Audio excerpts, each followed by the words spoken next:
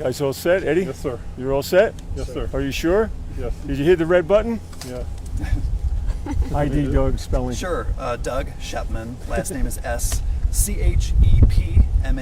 and I'm a public information officer for DPD or DPD spokesperson, whichever works best for you. And what can you tell us, Doug? Sure. So this morning, just after 6 a.m., we received reports of a vehicle crash as well as reports of shots fired here in this 8100 block of East Dartmouth Avenue. There was a vehicle that had crashed, had caught fire, and neighbors in the area extricated an adult female from that vehicle. She sadly has been pronounced deceased here at the scene from a suspected gunshot wound. Officers checked the registration of that vehicle, and it was registered to a house just a few houses away from where the crash occurred.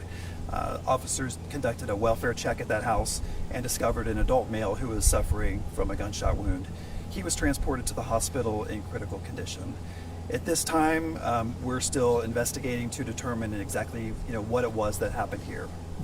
At this time, are there any suspects other than anybody else involved that Right. you would be looking for? Right, so at this time it's unclear whether or not there are other involved parties in this situation that are outstanding. We have a lot of work still here to do at the scene to process evidence.